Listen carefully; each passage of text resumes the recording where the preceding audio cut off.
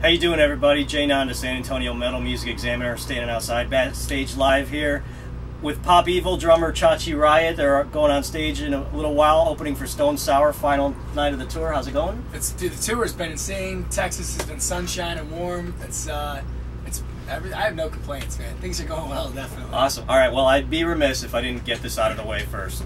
Please tell me the story of your nickname. Chachi is, I got given that name about when I was 15. I was dating a girl. I'll try to fast forward. Her dad hired me. I'm from an extremely, unracially diverse town. 2,000 people. I think 1,999 of them are just completely white. So, I started working for him. I'm doing, painting out back for him at the hardware store. Excuse me. Some landscaping. And people would ask, hey, who's the new guy you have working for you? He immediately, because I have dark hair, I tan very well in the summer, so of course everyone assumes I'm Mexican when I'm in my hometown. So he says, "Oh, it's Chachi," some very generic, predictable Hispanic last name, Rodriguez or Melendez, whatever he just chose at the time. So at first it was just that kind of ongoing joke. Well, people believed him for starters. He's also close friends with my wrestling coach, so my wrestling coach picks it up once he uses it in practice, starts catching on, goes to football practice, and then it's wildfire. And then then I went to college with 3 of my best friends, so it stuck through college, and now here I am. How many times do you hear Happy Days jokes? Honestly, a lot. I used to hear them a lot more than I do now. Now people are actually curious, because I thank God people don't think I look like Scott Baio, which is a good thing, I think. But, so I usually get it. I've had some people say, "Oh, my name's Joni," or some cheesy line like that. But that's not too bad. All right, good. Wanted to get that out of the way and clear that up. Well, as we said, Pop Evil's going to be opening for Stone Sour here along with Stolen Babies in a couple hours. It's the final night of the tour. And, of course, you guys have been writing a wave of success. Onyx was the 3rd album that came out last summer. War of Angels before that. And I know you joined, end of 2011, 2012? Yep. So you were, on a tail end of the making of War of Angels, right? Yeah, I actually joined the band before the record was out. Okay. But I was not involved in the writing process, so this is my first effort with the band. Yeah, and one thing I've always admired about Pop Evil, besides all the cool songs and the rockin' show, if you've never seen them, go check them out. A very energetic band, and obviously this took place before you joined the band, but 2009 was pretty much the first major tour, and they opened for Judas Priest and Whitesnake. How many bands can say that they've done that on their first major tour? That was a tour that came here at the AT&T Center during Priest's 30th anniversary British Steel tour. And every time I think of that, I think if maybe you guys run into people in public, "Oh, what are you doing this summer?" "Oh, nothing, we're just opening for Judas Priest and Whitesnake." And it just speaks to how successful you guys have been on the road, just on a tailspin upwards ever since. Another major tour was the Trespass America Fest that came to Freeman Coliseum. You were a part of that in 2012 with Five Finger Death Punch, Kill Switch Engage, Trivium, God Forbid, and Emmure, Battlecross. And you're about to go to Europe with Five Finger Death Punch. So can you just kind of talk about the whirlwind that you've been on personally and the band as a whole? Yeah, it's been nonstop. We don't go home. We don't take time off.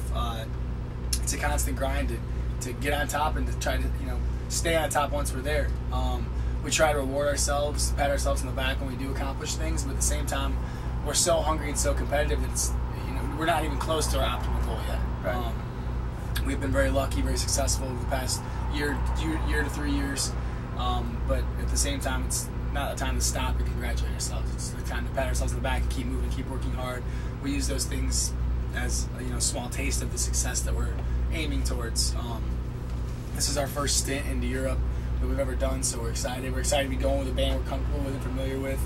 And those guys are pretty, also well known for their live show. So we're excited for that, excited to prove ourselves, and just hold on, man. 2014, it's a busy year. And as far as I know, this is the 4th time Pop Evil has come to San Antonio, and it's the 4th different venue. That Priest tour with Whitesnake was at the AT&T Center. The Freeman Coliseum show was the Trespass America Fest. You played at Sunken Garden Theater before, and now you're here at Backstage Live.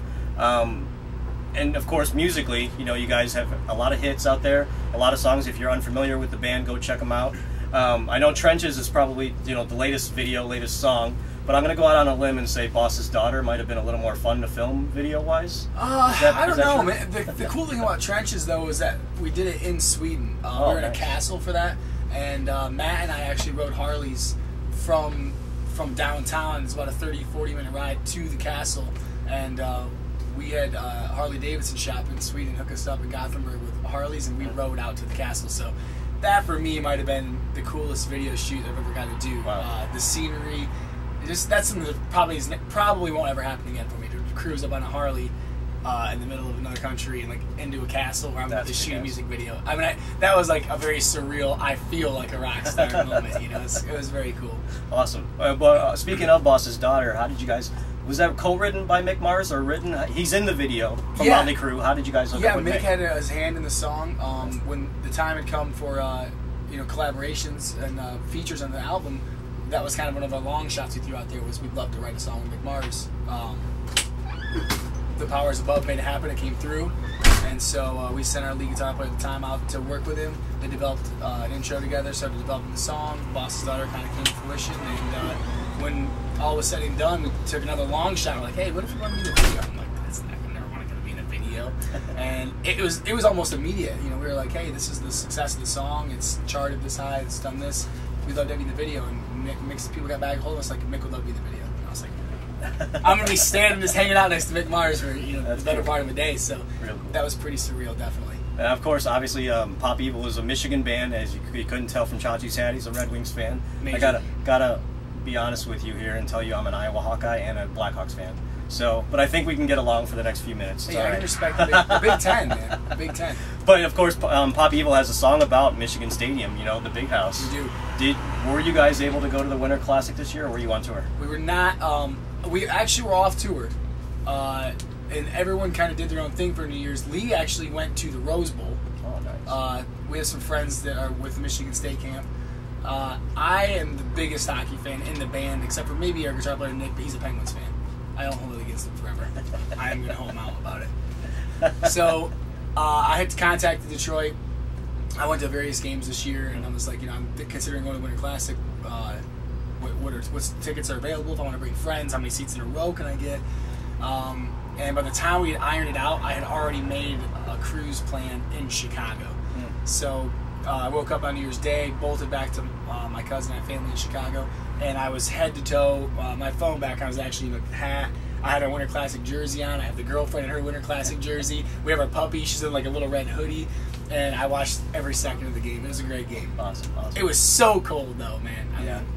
Woo.